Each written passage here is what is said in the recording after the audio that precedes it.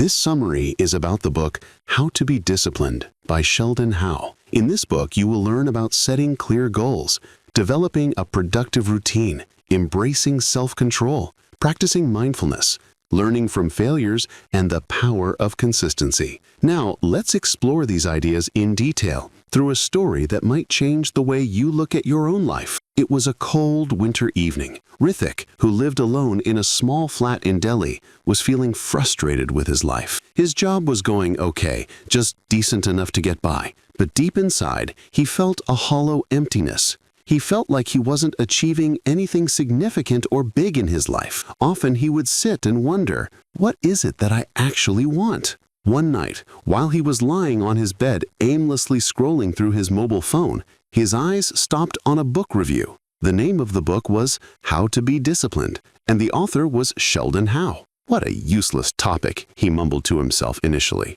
But somewhere deep down, a voice whispered that perhaps this was exactly the book he needed at this moment.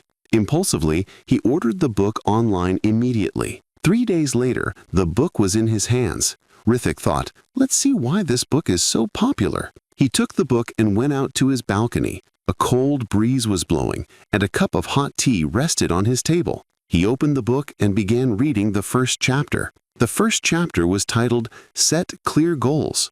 As soon as he started reading, Rithik felt as if someone was holding a mirror up to his face. The book stated that establishing clear and achievable goals is the foundation of discipline. It explained that goals provide direction and motivation, making it easier to stay focused and measure progress.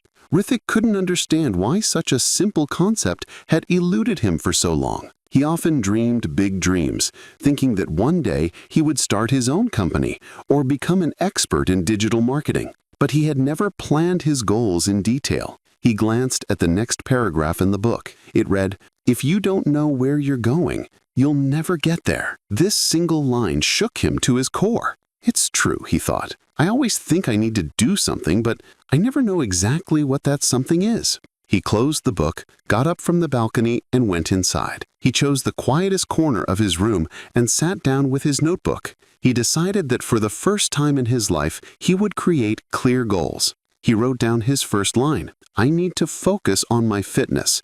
I want to lose 10 kilograms in the next 6 months.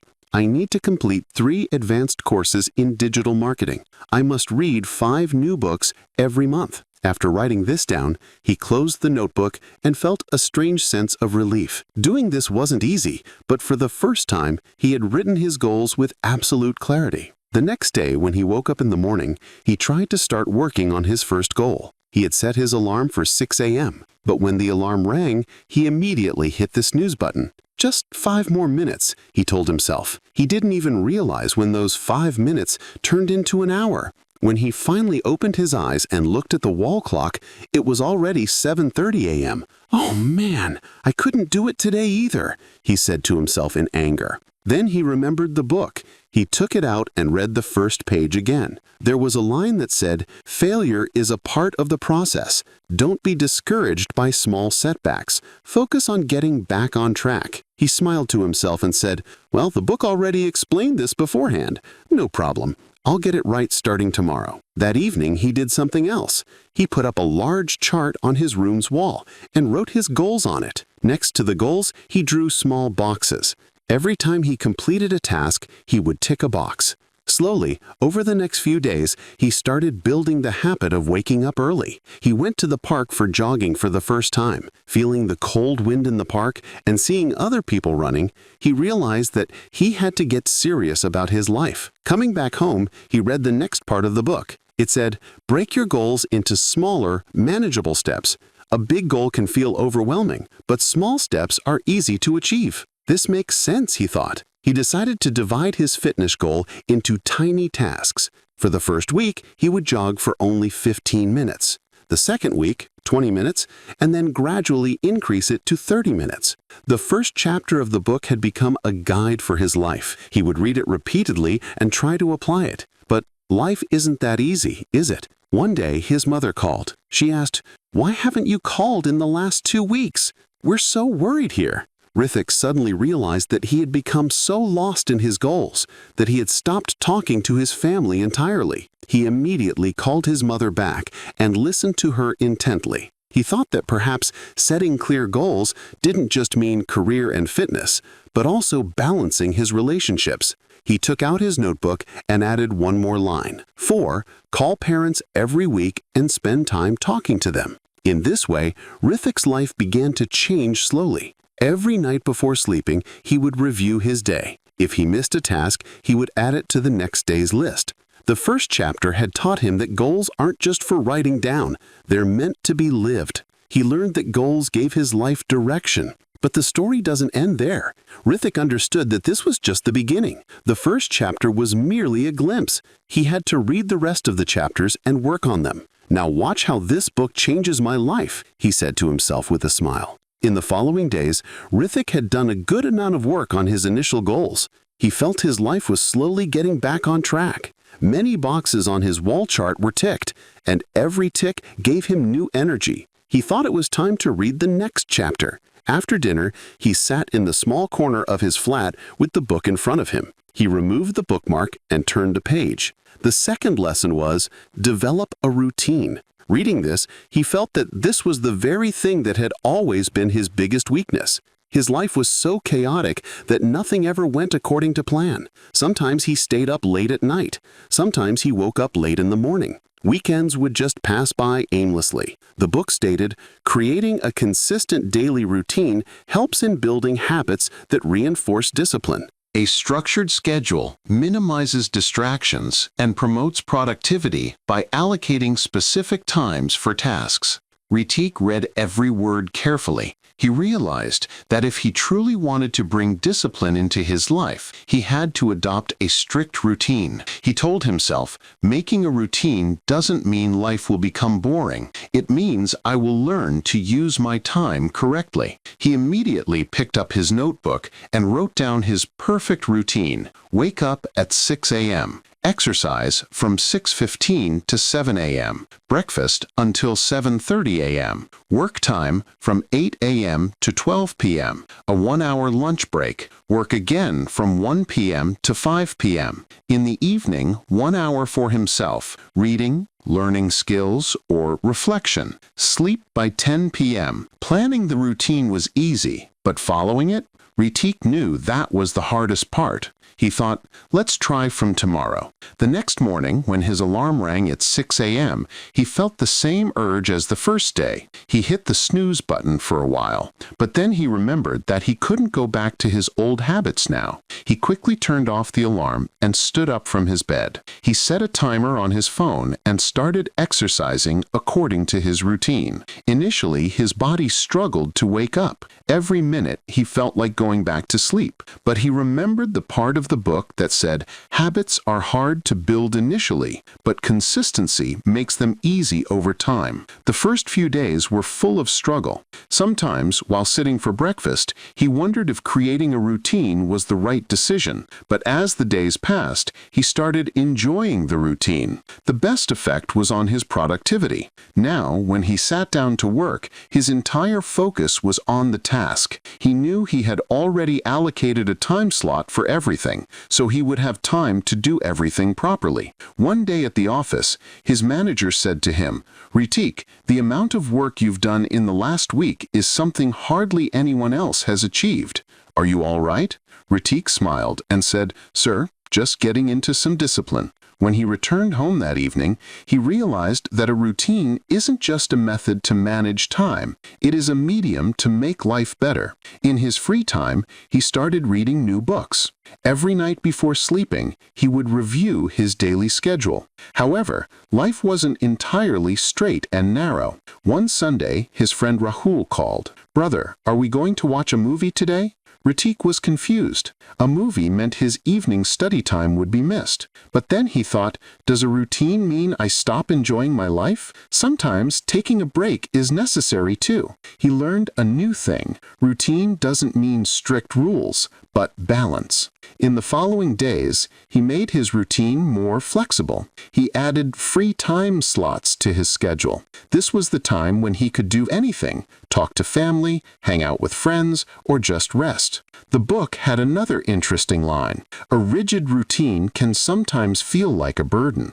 Allow some flexibility to accommodate unexpected events. He felt that the routine had made him a better human being. There was a structure to his life now. Before, he pushed every task to the last minute, but now he completed his tasks on time. Ritik realized that creating a routine was the start of his journey, but he still needed to deepen his habits. There were more lessons in the book. He promised himself he would read, understand, and apply every lesson. With this hope, he gently closed the book to move to the next chapter. A few weeks passed, and Ritik felt quite comfortable with his routine. Waking up early, working out, and spending the day productively had become part of his habit. But life doesn't always run on a smooth path. One day, after office, he came home exhausted and thought he would take some rest. He turned on the TV, and while watching a series, unknowingly wasted 3 hours. When he looked at his chart on the wall that night, he felt ashamed. He told himself, man, everything was going so well, and today I returned to those same old habits. That same night, he took out the book and reached the next chapter. The third lesson was, embrace self-control. The very first line of the book shook him. It wrote, self-control is essential to resist temptations. Resisting short-term pleasures in favor of long-term goals is the foundation of disciplined living. Ritik said to himself, this is exactly my biggest problem. I always run after short-term pleasures, whether it's scrolling social media for hours or doing anything that goes against my big goals. The book had another interesting point. Distractions are everywhere, and they often disguise themselves as harmless breaks. But every small temptation adds up to derail your progress. Ritik decided right then to bring self-control into himself, starting the very next day. First, he identified his biggest distraction, his mobile phone. He deleted all unnecessary apps and set a screen time limit. He decided he would check social media only once a day, and that too for only 15 minutes. Doing this on the first day was extremely difficult. Many times he felt the urge to pick up the phone and just scroll, but every time he reminded himself of the line from the book. He realized that self-control doesn't mean isolating himself from everything. It means understanding his priorities and learning to say no to things that go against his goals. A few days later, another challenge appeared. On a Saturday evening, his friends called him for a party. He knew if he went, the whole night would be spent partying, and there would be no chance of waking up early for a workout the next morning. He asked himself, should I go or should I focus on my long-term goals? Another line from the book came to his mind. Every time you resist a temptation, you take one step closer to becoming the person you want to be. Ritik finally decided not to go to the party. He apologized to his friends and explained that he was working on his life right now. Although doing this wasn't easy, somewhere in his mind he felt his friends might call him boring. But when he woke up on time the next morning and followed his routine, he felt proud of his victory. One evening while reading, he saw this written, discipline is choosing between what you want now and what you want most. He realized self-control is necessary not just in big things, but in small habits too. He decided to apply this to every small aspect of his life. For example, he had a habit of eating sweets after lunch at the office. He decided to quit it. The first time he saw his favorite gulab jamun and told himself, no, this is against my fitness goal, he realized how difficult but necessary self-control is. The book further stated, the key to mastering self-control is to remind yourself of your bigger goals whenever a temptation arises. Ritik fitted this advice into his brain. He started keeping things in front of him that reminded him of his big goals. His notebook, the chart on the wall, and his own journey, all these became his motivators. Slowly, his strength to control his desires increased. Now, whenever he saw a distraction, he asked himself just one question: will this take me closer to my big goals or push me away? Weeks later, another challenge came at the office. The company gave him a new project that required working late at night. Previously, he would have looked for excuses to delay the project in such situations, but now he learned to manage his time with self-control. He altered his routine slightly so that along with the project, his other habits remained intact. Ritik realized that self-control isn't just about ignoring distractions. It is also about handling yourself better in difficult situations. This lesson opened another door in his life. He felt that people who learn to control their small desires are the ones who achieve big things. Ritik said to himself, "This is just the beginning. How much more will this book teach me? I can't wait." The next night, he gently closed the book, ready to move to the next chapter. Ritik's life was changing gradually. He had made the lessons of routine and self-control a part of his life. Every day there was new energy and motivation within him. Yet there was something that was bothering him. Many times while working, his mind would wander. He would be engaged in a task, and suddenly a memory of an old moment would pop up, or anxiety about the future would spin in his head. Sometimes he thought, what if my plans don't work? Or sometimes he felt he was wasting time thinking about past mistakes. One evening, sitting on his balcony, he told himself, I have worked a lot on discipline and self-control, but why does my attention keep wandering? He felt this was perhaps the right time to learn the next lesson. He took out the book and reached the next chapter. The fourth lesson was practice mindfulness. The book wrote, mindfulness helps in maintaining focus and reducing anxiety. By being present in the moment, individuals can better manage their thoughts and emotions, leading to improved decision-making and productivity. Ritik started reading this lesson and felt that this might be the answer to his biggest struggle. He thought, I often either live in the past or get lost in worries about the future, but perhaps I am failing to live in the present moment. Another line in the book caught his attention. The mind is like a monkey, always jumping from one thought to another.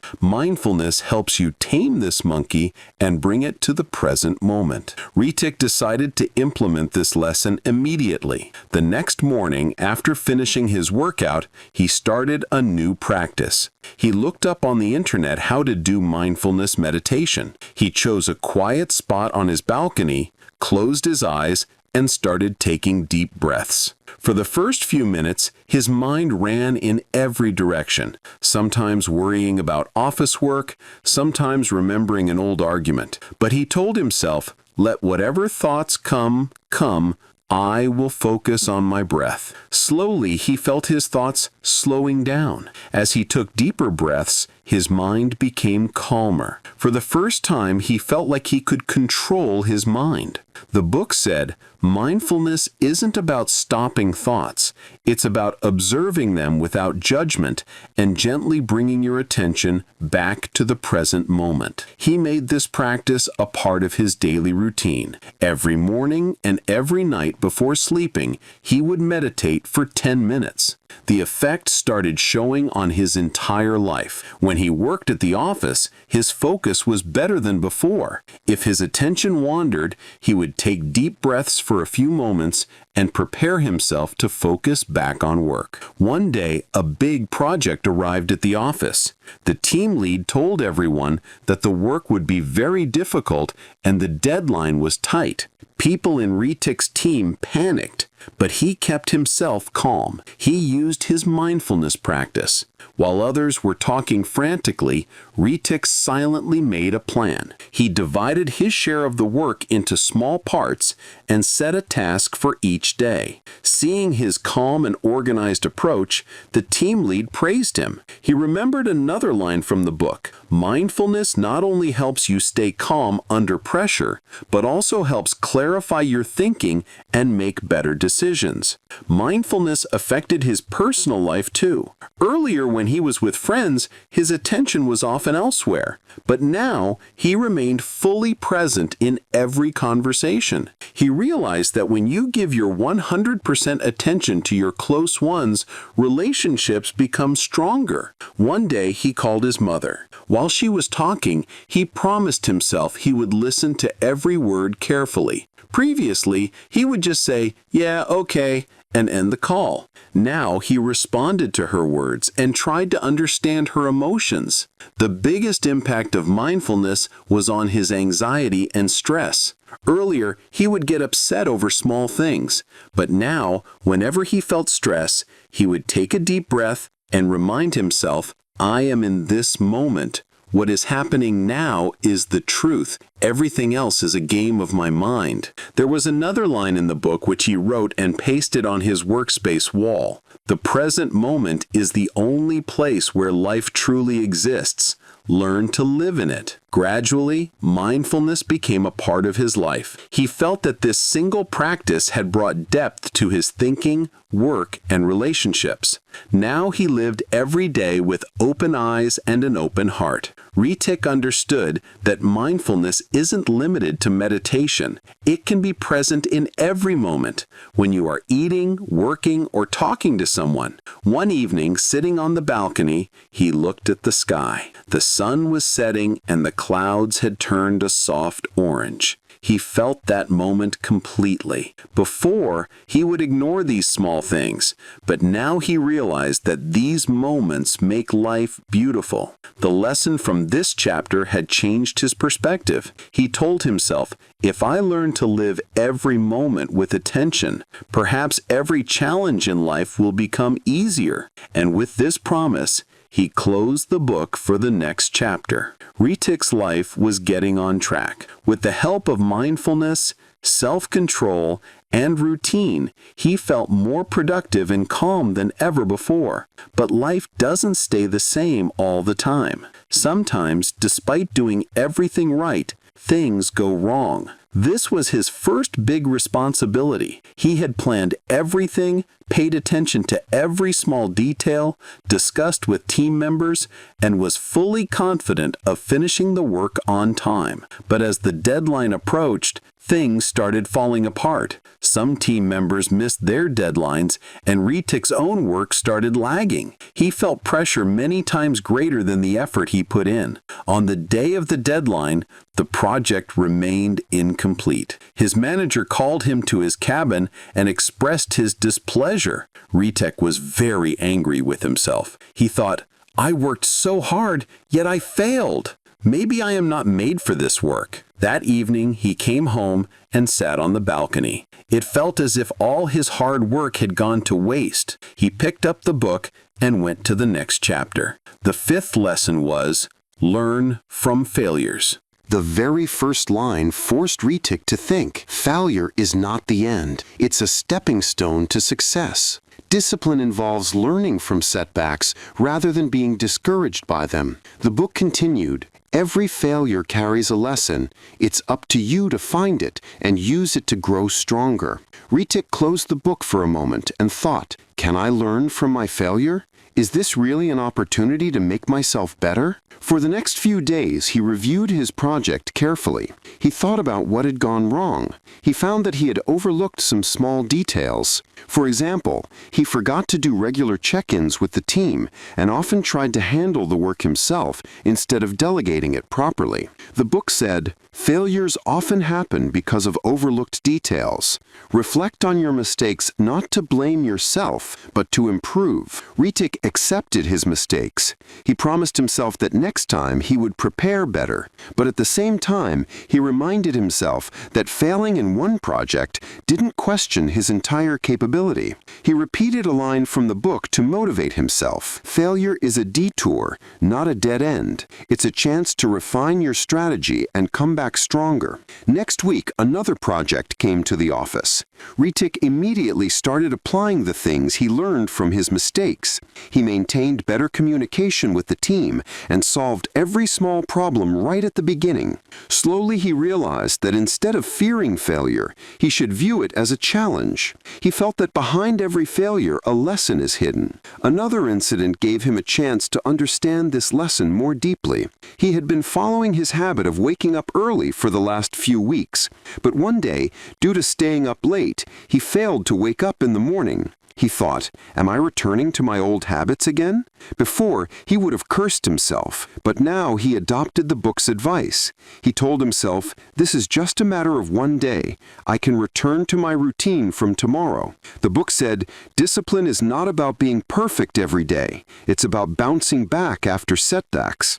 He made a full effort to wake up when the alarm rang the next day and caught hold of his routine again. Ritik realized that the best way to deal with failure is to accept it, learn from it, and move forward. He added a new section to his chart, Lessons Learned. Every time he failed at something, he would write down what he learned from that experience.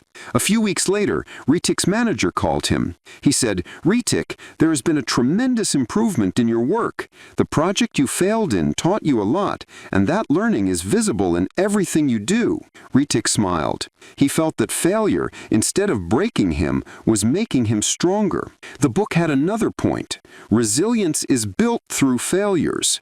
The more you face setbacks, the stronger you become. This lesson completely changed Ritik's thinking. Now, whenever he encountered failure in any work, instead of panicking or getting disappointed, he asked himself, what did I get to learn from this? One day, sitting in his flat, he remembered his old friends.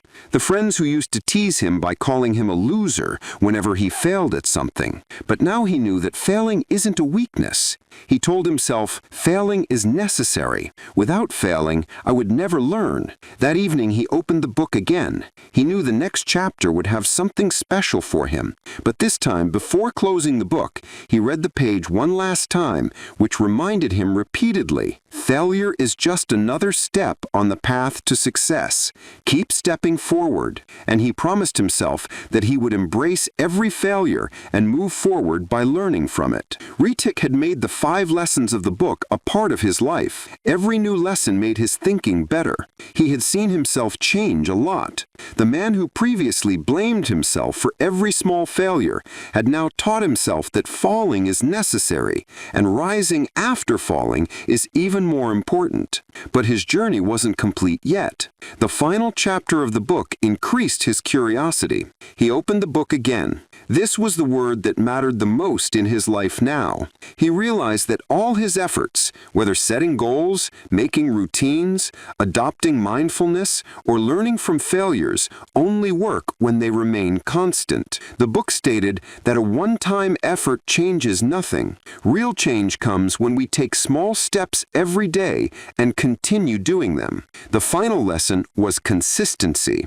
Ritik thought that consistency had been the most difficult thing for him. Many times he would work hard one day and give up the next. Many times he made plans but couldn't follow them. He understood that perhaps this was the reason his dreams remained unfulfilled. The book read, motivation gets you started, but consistency keeps you going. Even on days when you don't feel like it, showing up matters the most.